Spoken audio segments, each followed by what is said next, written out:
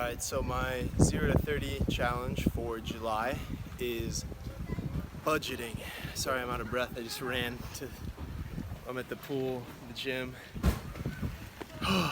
So, my 0 to 30 for July is budgeting. Budgeting is something that I have always needed to do, but have never successfully done. I'm not very good at managing my money, and so that's really the most important thing, is for me to get a budget going. I think I can spend, I spent $300 on rent and utilities, and then I think I can do $200 on food. So I can live for a month on $500. That's the goal, and I've set up a budget. I'm gonna cut out alcohol besides tonight for the month of July, and wish me luck. What's up? It's your boy Walker, reporting live. This is the day 10 check-in of the 0 to 30 challenge. My challenge this month is budgeting, and boy, has it been going pretty well. Look at how much money I look like I have. I haven't missed a single expense yet, which is great because that was my biggest problem before. This month I've been using Mint, which is just a mobile app where I put in all my expenses just straight in right away. I have to have Wi-Fi, which is kind of that sometimes messes it up when I'm out, but I'll just remember. I'll take screenshots of whatever. My big problem before, I was using this like Sheets app, and I was entering everything in dong. That has been like the biggest challenge, is being abroad. I'll buy lunch. My lunch has been costing me 35,000 dong, and so I'm like, oh, it's a little over $1, not quite $2, blah blah blah. But I don't do the math right away. I do the math like later. And when I tried to budget before, I put it in as dong, as like 35,000, and that is not quite the way to do it. So now I convert everything to dollars and I put it in my Mint budget. Other than that, I mean, budget-wise, I planned on spending $500 total this month, $300 on rent and $200 on extras. 10 days in, I've already spent $98, but as far as my food budget, I'm doing really well. That's at $48. So I think I can spend, I budgeted $175 for food and $25 for other expenses, and I'm at a third of that. So I think I'll hit that food budget well, or I can do even under. I've been eating good. I've been eating multiple meals. I can do less than that. I can do like ramen and stuff to save a lot.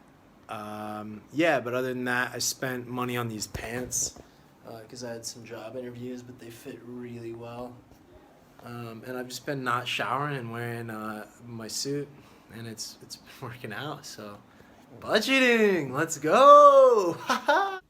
Hey, this is Walker with my 20-day check-in on the 0 to 30 for the month of July, which for me is budgeting. So I've had the goal to spend under $500 total this month. And 20 days in, I'm at 183 plus the 300 for rent, 295. So I'm at $478. Yeah, so it's going pretty good. I think we're moving, and I'm gonna be going to a job training this next week, so I think that'll increase my spending. But I can definitely spend under $530 for the month, and I'm thinking it'll be around $515 or lower. So that's really cool. Compared to my first months when I got here, I was spending, I averaged out like $743. So $515 this month is a pretty sizable decrease. So it's been going pretty good. I've been still entering everything into Mint, and yeah, it's been great. Hey guys, this is Walker. This is my 30-day check-in on my 0 to 30. This month, my challenge was budgeting, and it went well. There were some things that went better, some things that went worse. The big win came from the fact that I recorded all of my expenses for the month. And that in itself is the biggest hurdle for me in the past. So I got that all fixed this past month, which is great.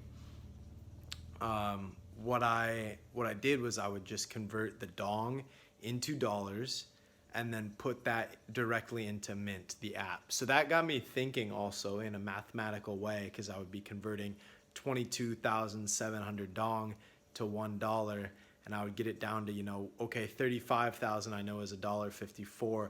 What's 30,000? And I would have to try it, and so I really got practice on knowing exactly what I was spending.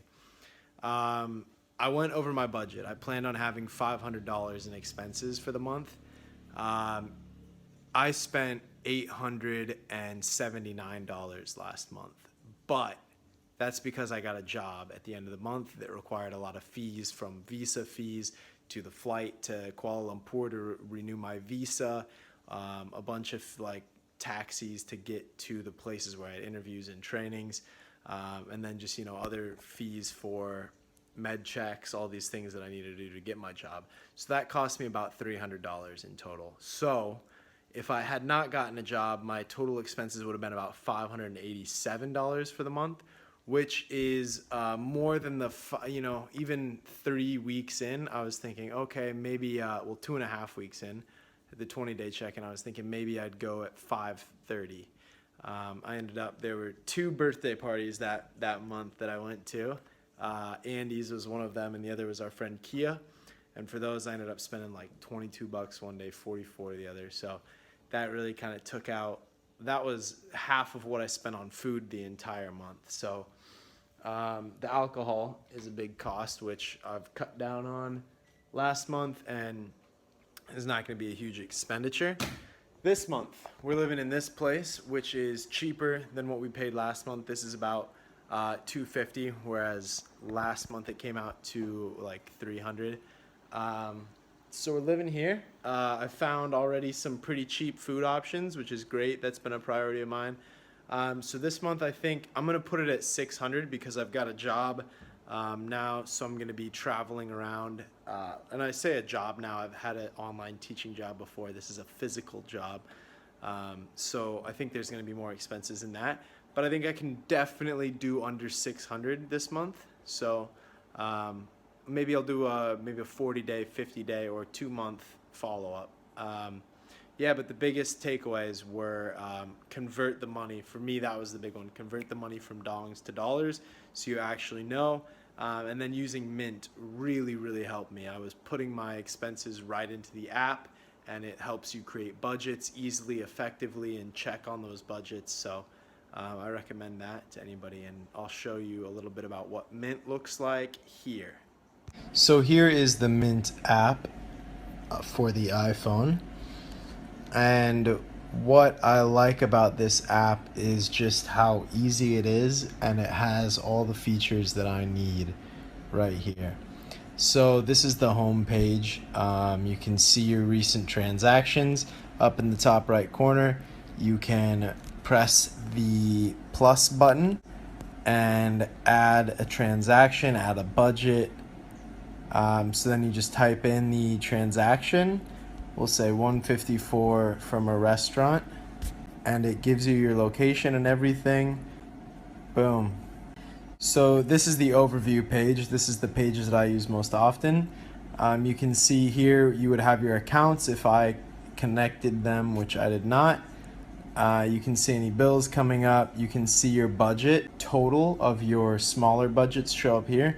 If you look at your smaller budgets, you can see where you're doing on those budgets based on how much you should spend per day to stay under that goal.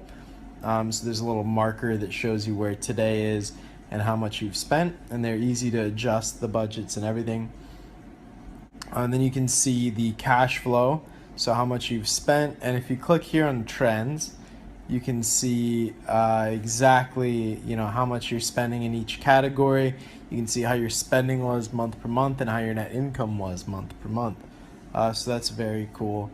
I think the the best thing for me has been using this as just a place where I put all my budgets. I can see how much I've spent, how much I've left on my budget, and that's one thing I do is I'll go in like at the 20-day mark. I was like, okay, I'm still under my food budget, so how much under can I go? What if I spend, if I want to spend another $50 for the rest of the month, how much is that per meal? And I'll go into my calculator and I'll do the math and figure out, okay, so that means if I eat 3 meals a day, I can spend this much per meal. And it's a very helpful tool. So the two biggest tools I use are Mint and my calculator app to do the conversions.